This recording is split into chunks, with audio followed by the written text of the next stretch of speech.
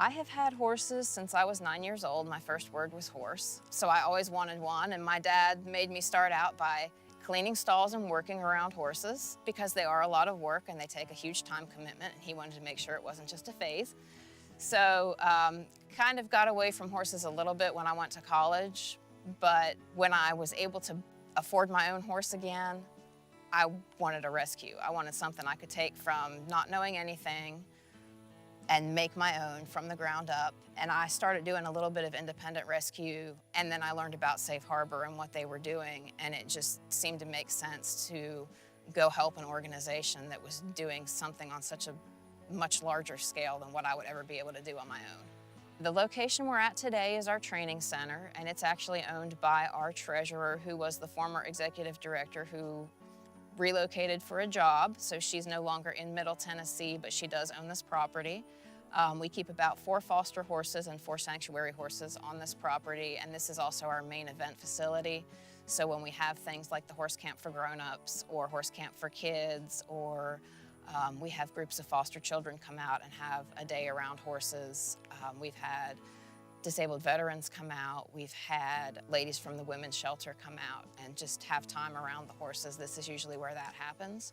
The reason we're Safe Harbor Sanctuary is because we like to say we're a safe harbor for all, and that means the foster children and the inner city kids that never have a chance to pet a horse, and the disabled veteran who needs to just pet a horse to feel normal.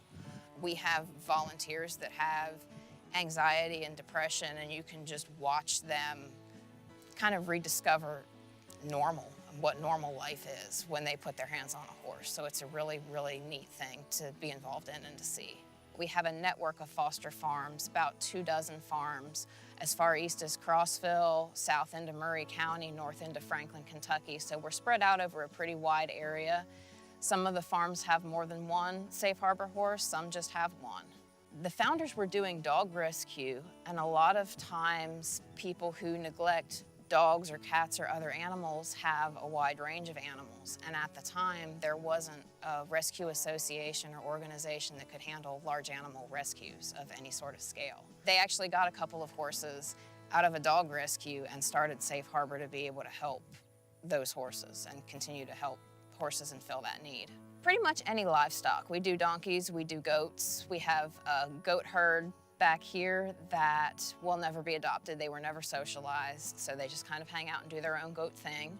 We have about 10 goats right now that are available for adoption. We have 2 steers that are in sanctuary, which means that they'll live in rescue for the rest of their lives, basically, so they don't become hamburger. We do chickens. A lot of times, Metro Davidson County will pick up stray chickens and call us, and they'll be placed through us at new homes where they won't become dinner. We've had alpacas in the rescue. We've had llamas in the rescue.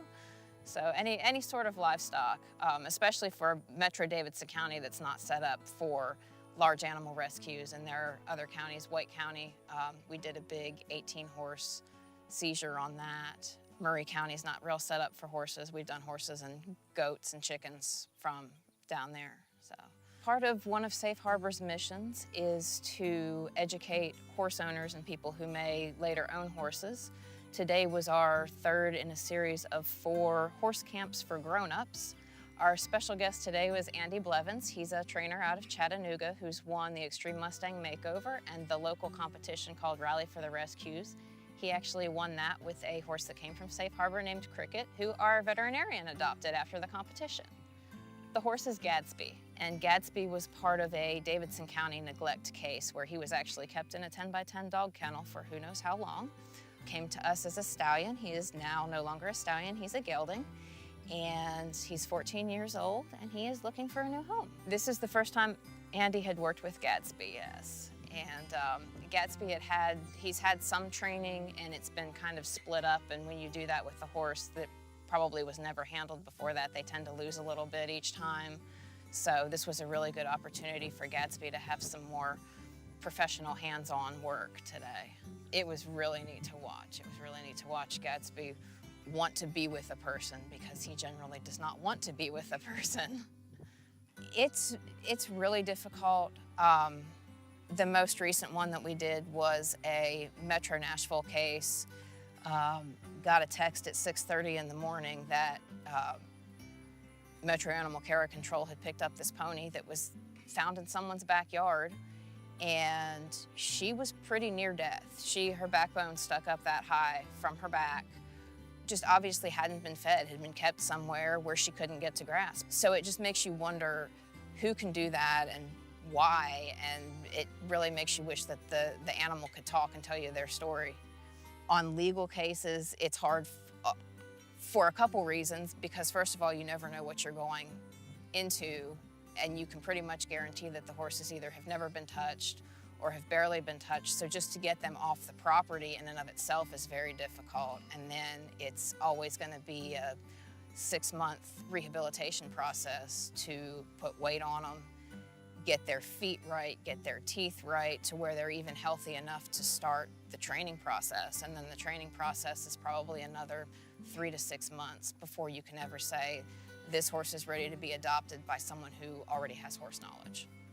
So I think Tennessee is the 4th or the 6th largest horse population in the country. So they're a big contributor to the economy, first of all, and it's not just walking horses, it's quarter horses and Morgans and Pasafinos and any breed you can name. People use the horse trails all around, and I think that horses help people just appreciate being outside and the respect for nature. And if you trail ride, you appreciate not leaving your litter behind and not destroying the land around you and what God created. There's that, and then there's also the aspect of horse abuse and neglect cases go through the Department of Ag quite a bit. So if anybody sees a horse that they think is not being taken care of, they can report that to the Department of Ag, and one of the state veterinarians will follow up on that and investigate the complaints.